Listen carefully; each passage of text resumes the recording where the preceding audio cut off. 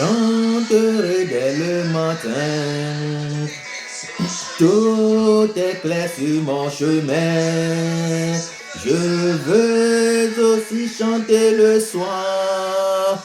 Quand la nuit vient, quand tout est noir. Quand la nuit vient, quand tout est noir. Toujours, toujours, je chanterai ton grand amour.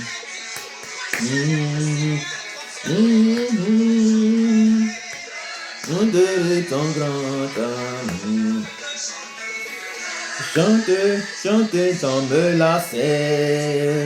Tu m'as aimé, toi bon berger. J'ai pleuré, tu m'as consolé. J'étais perdu, tu m'as trouvé. J'étais perdu, tu m'as trouvé. Toujours, toujours, je chanterai ton grand amour. Toujours, toujours, je chanterai ton grand amour. Bien-aimés dans le Seigneur, shalom, shalom, shalom.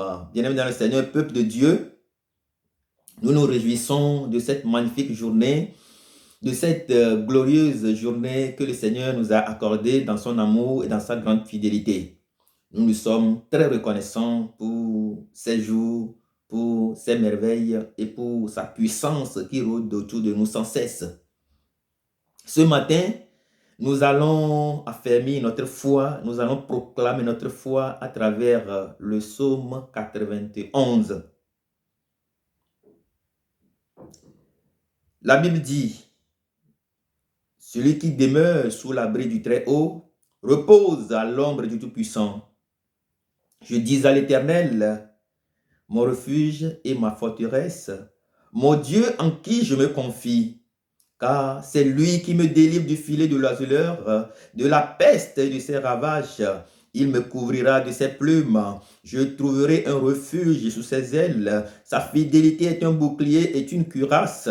Je ne craindrai ni les terreurs de la nuit, ni la flèche qui vole le jour, ni la peste qui marche dans le midi, en plein midi.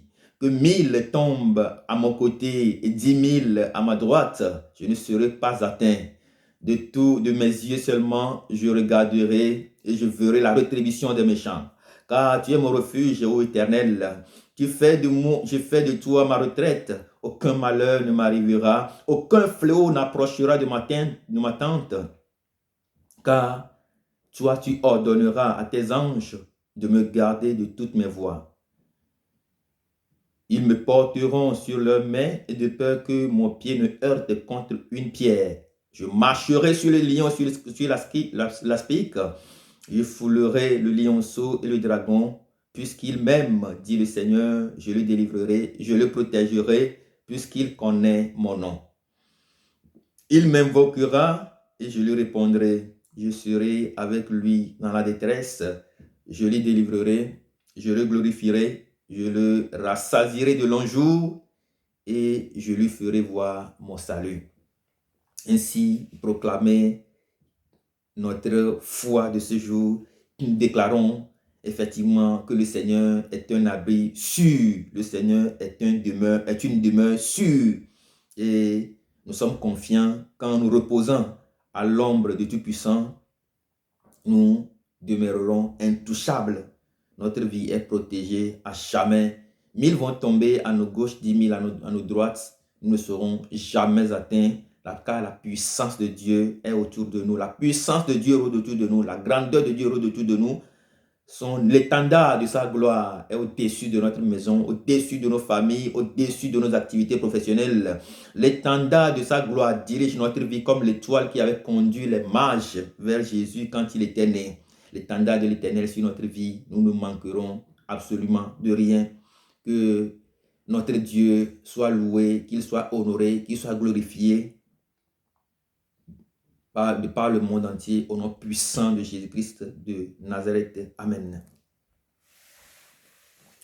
Bien-aimés dans le Seigneur, peuple de Dieu, Aujourd'hui, c'est un nouveau jour. La dernière fois, nous avons justement parlé de la vision, la discipline dans la vision. Aujourd'hui, nous allons aller très rapidement. Nous n'allons pas revenir sur le résumé de la dernière fois, mais nous allons faire un petit résumé, un bref rappel de ce que nous avons dit jusqu'ici, en quelques mots. Dès notre première vidéo, nous avons annoncé que nous devons faire 5 choses. Nous avons 5 ingrédients qui vont pouvoir nous aider dans notre marche vers Dieu à tuer notre Goliath, à marcher sur le scorpion et l'aspic dont parle le psaume 91 que nous venons de proclamer en guise de notre foi. Et nous avons dit que les 5 ingrédients sont entre autres, nous avons parlé de la prière, l'expérience, l'autorité, la foi et l'espérance. Et dans les autres vidéos que nous avions déjà faites, nous avons partagé beaucoup de choses. Nous avons beaucoup plus insisté sur la prière et sur l'expérience. Mais aujourd'hui, nous allons justement nous attaquer à l'autorité.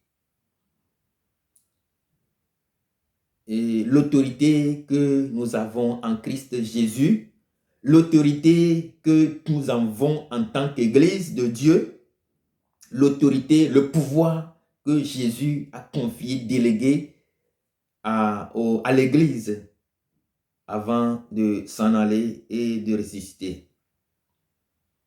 Et l'autorité dans laquelle nous devons normalement être dans la puissance du Saint-Esprit afin de pouvoir constituer un sujet de crainte et d'effroi pour le monde adverse. Mais aujourd'hui, vous voyez, bien-aimés dans le Seigneur, nous n'allons pas nous attaquer directement à l'autorité aujourd'hui. Ça va être la séance de la fois prochaine. Mais aujourd'hui, nous allons juste voir quelques bases qui vont nous permettre de nous enquérir de cette autorité-là dont Jésus parle dans les évangiles. Et nous prenons toujours comme toile de fond 1 Samuel 17. Aujourd'hui, nous allons juste lire 1 Samuel 17, verset 32. Où David, qui a tué Goliath, dit: ton serviteur ira se battre contre lui. Ton serviteur, David parle de lui-même. Ton serviteur ira se battre avec lui. Lui, ici, c'est Goliath. Et pour faire une brève analyse de cette petite phrase, nous n'allons pas faire un cours de français, ni de grammaire, ni d'orthographe.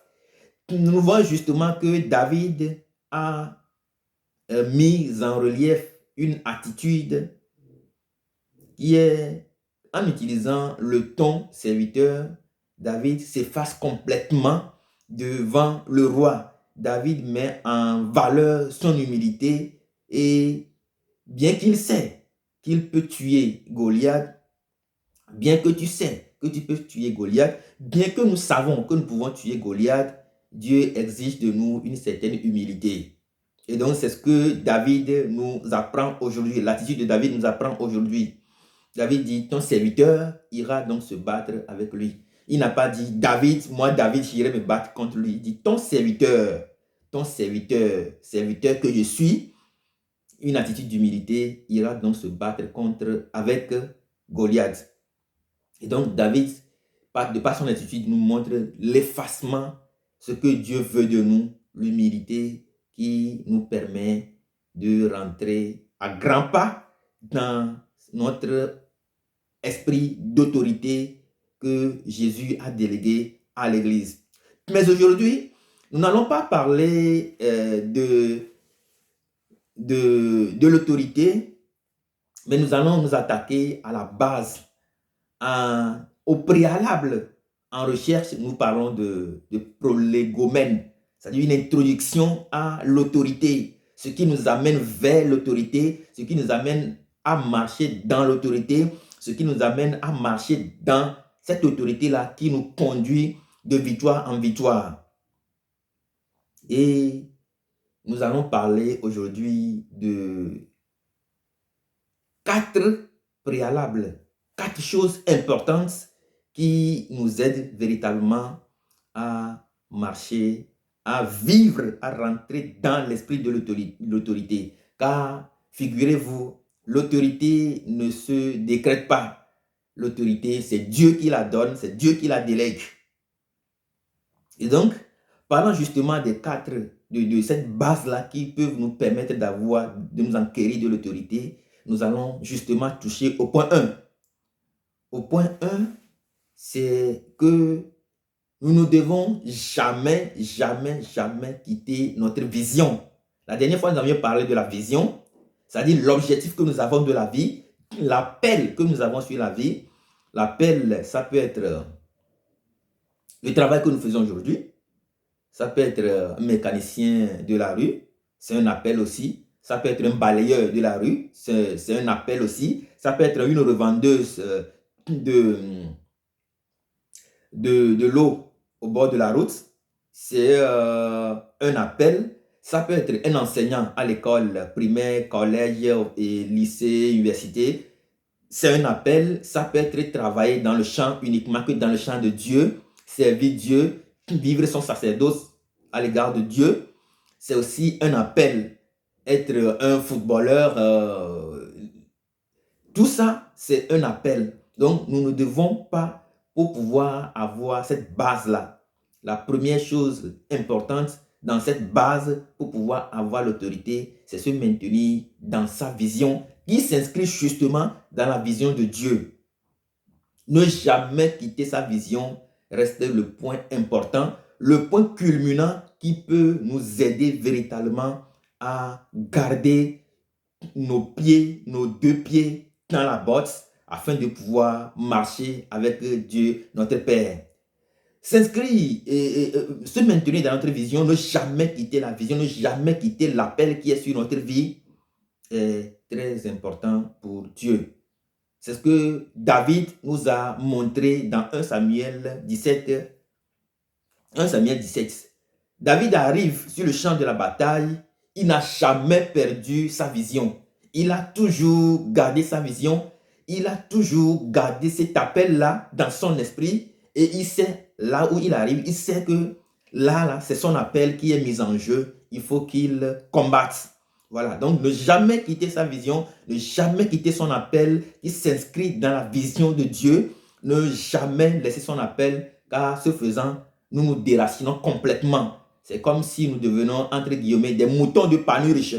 Donc, mon frère, il veut vendre de l'eau au bord du marché, dans le marché. Moi aussi, je vais vendre de l'eau au bord du marché. Ça ne se passe pas comme cela. Chacun a une vision, chacun a un appel, chacun a un objectif de la vie qu'il doit poursuivre. Mais cet objectif-là doit s'inscrire dans la vision de Dieu. Voilà. Donc, c'est ce que nous montre David en s'appliquant, en gardant à l'esprit sa vision, son objectif de la vie, ce qu'il est venu chercher dans cette vie, ce pourquoi il est appelé. La deuxième chose, c'est la connaissance justement de la parole de Dieu.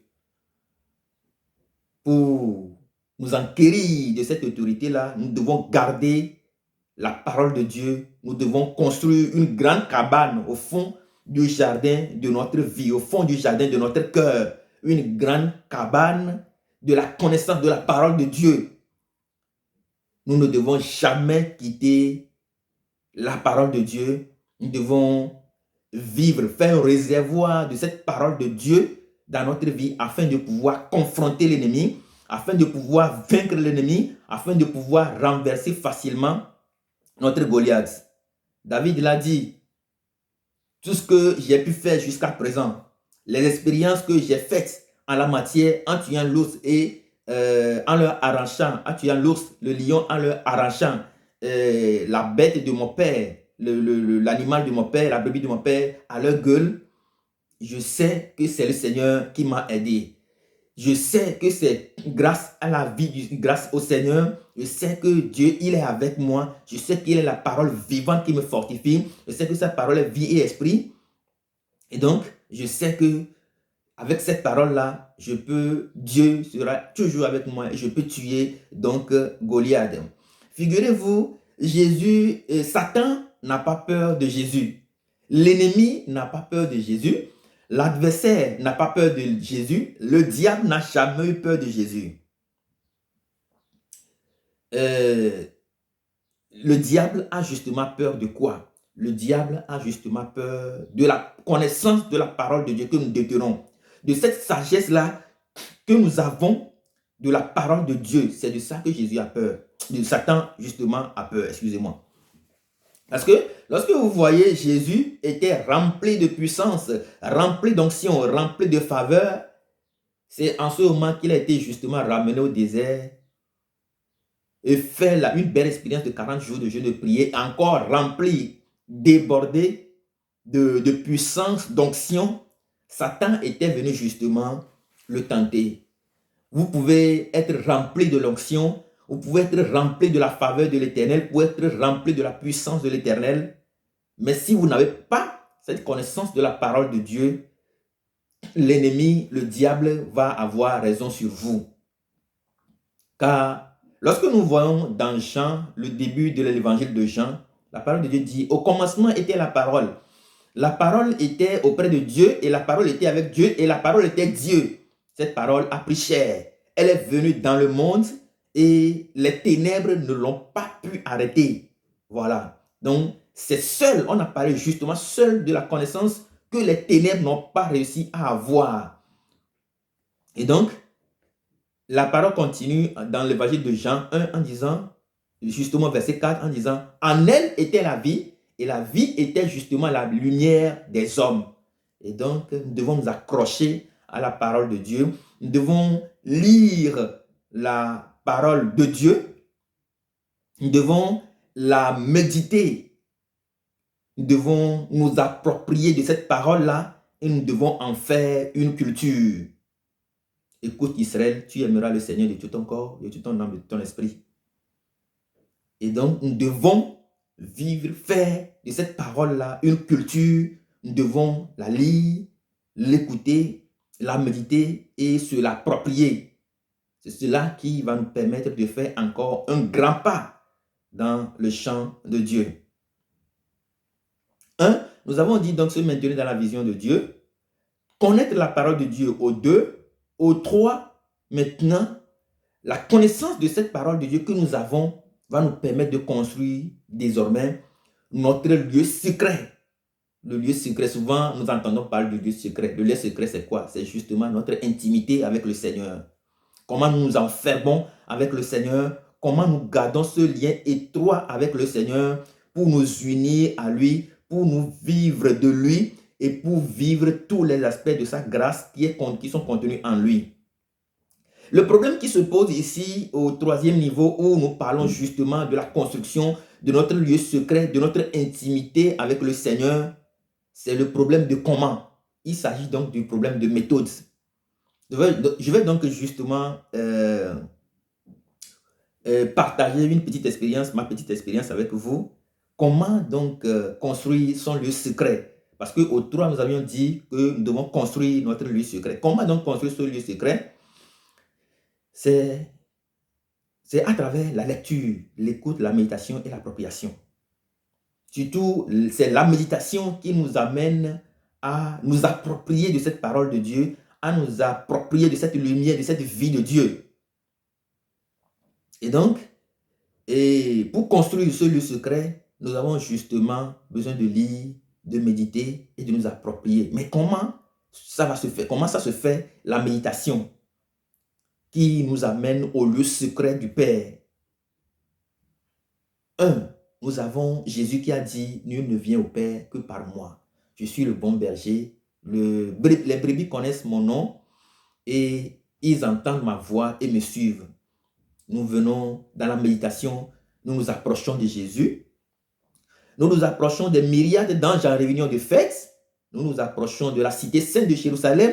nous approchons du sang de l'agneau, le sang qui parle mieux que celui d'Abel. Et donc, lorsque nous approchons de Jésus dans la méditation, lorsqu'il est là, lorsque Jésus se présente à nous dans la méditation, lorsque nous allons à Jésus dans la méditation, Jésus nous envoie justement au mystère, il nous envoie au mystère de la rédemption.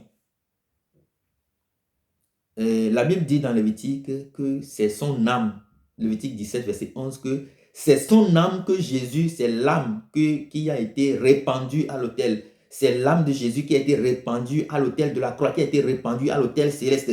Et donc, c'est son sang qui a été répandu à l'autel céleste pour la rédemption de nos âmes. Et donc, lorsque nous allons à Jésus, dans la méditation, allons à Jésus, et Jésus, il nous envoie justement au mystère de la rédemption, où nous sommes capables de voir dans cet effet miroir-là tous les problèmes que nous avons et nous confier totalement à Jésus, reconnaître nos erreurs, nos problèmes, nos difficultés et nous offrir totalement à Jésus-Christ qui est le souverain sacrificateur dont nous parle le livre de Hébreux. Et donc, cela nous amène justement à découvrir la plénitude du mystère de la parole de Dieu. Cette parole qui est vivante, cette parole qui s'est fait chair, cette parole qui est mystère, cette parole qui nous vivifie, cette parole dont parle le livre de Jérémie qui dit que c'est un feu dévorant, c'est un marteau qui peut casser un roc. Donc Jésus, après son mystère de la rédemption, nous envoie maintenant à la parole, à comprendre cette parole-là, à vivre cette parole-là, à nous l'approprier afin de pouvoir en faire un réservoir en nous. Et donc, après cette méditation, et après la parole de Dieu, après avoir vécu cette parole de Dieu, le mystère de cette parole de Dieu, et c'est la même parole qui nous permet de transformer, par la puissance du Saint-Esprit, de transformer notre intelligence, de renouveler notre intelligence, de transformer notre vie, notre être intérieur, de fortifier notre intérieur et de permettre à ce que le Christ puisse habiter en nous par la foi. Et donc, après le renouvellement de l'intelligence que nous faisons en passant justement par la méditation, le renouvellement de l'intelligence, nous venons donc au chandelier qui est donc la volonté du Père, la lumière, la grande lumière du Père, la grande victoire du Père, la grande sagesse du Père, la grande lumière du Père dans laquelle l'homme peut vivre. Et donc, c'est ce qui nous donne la paix du cœur, cette paix-là que certaines personnes n'ont pas encore expérimenté. Et c'est à travers la méditation, justement à travers la méditation, que nous pouvons vivre cette expérimentation, cette expérience riche-là de la bonté du Père, de la miséricorde du Père, de la paix intérieure là qui rejaillit et qui nous donne de vivre dans la joie du Père. Et au 6e niveau, nous avons donc cette volonté, c'est le fait d'accorder notre volonté à la volonté du Père, de vivre que dans la volonté, que dans sa vision, parce que notre vision s'inscrit dans sa vision. Et donc, cela nous amène donc à vivre l'adoration avec le Père, à adorer le Père. Cela nous apprend à adorer le Père, cela nous apprend à rester en face du Seigneur, à avoir ce vif désir-là de vivre en face de lui, de vivre en lui, de lui poser des questions, et il est capable de nous répondre sur le champ. Et donc, c'est cela qui nous amène à l'étape supérieure qui est l'alliance, une nouvelle alliance que nous pouvons vivre avec le Seigneur en toutes choses et uniquement qu'en lui. Et donc, c'est de par ces esprits, de par ces étapes-là que je fais ma méditation quotidienne et qui me permet finalement de vivre dans les profondeurs du Père, de vivre dans les profondeurs de l'Esprit Saint, de vivre dans les profondeurs de l'amour de Dieu et qui me permet de vivre justement dans sa demeure, dans la demeure du Très-Haut. Et après, ce 3e niveau qui nous permet de construire notre lieu secret avec le Père, après avoir construit notre lieu secret avec le Père, ce que nous n'allons jamais abandonner, c'est que nous devons vraiment nous accrocher à Jésus, accrocher à l'Esprit Saint, accrocher à Dieu le Père et demeurer à l'abri du Tout-Puissant. Voilà. Et donc, C'est ces 4 éléments-là. Je peux revenir très rapidement là-dessus si vous le permettez. Et se maintenir donc dans la vision du Père, ne jamais quitter l'appel qui est sur notre vie. De deux, avoir une connaissance en plénitude de la parole de Dieu. Faire un réservoir de cette parole de Dieu qui nous permet d'affronter les moments les plus difficiles, qui nous permet de vivre dans la bonté du Père, qui nous permet de vivre dans l'amour du Père, qui nous permet de vivre dans la puissance de la vie du Père. La troisième chose, c'est de construire un lieu secret, construire notre intimité, notre enfermement avec le Seigneur, un lien étroit avec le Seigneur de par la lecture, l'écoute, la méditation et l'appropriation de cette parole de Dieu qui nous révèle qui est Jésus. Et en quatrième lieu, nous devons nous accrocher à Jésus, à l'Esprit Saint, au Père et demeurer à l'abri du Tout-Puissant. Et lorsque nous demeurons justement à l'abri du Tout-Puissant, rien ne peut nous attendre. Ni la maladie, ni la profondeur de ce monde, ni la largeur de ce monde, ni la hauteur de ce monde, rien ne peut nous arracher à son amour. Lorsque nous demeurons à l'abri du Tout-Puissant, ni la peste qui vole, ni la peste de ce siècle, ni le fléau, ni tout ce qui se passe dans ce monde ne peut jamais nous atteindre si nous sommes véritablement demeurés à l'abri du Tout-Puissant. Nous demeurons donc à l'abri du Tout-Puissant et faisons vivre l'amour de Dieu et pour pouvoir rayonner la face de Dieu dans le monde. Dieu nous bénisse abondamment, qu'il bénisse votre journée au nom puissant de Jésus de Nazareth. Amen.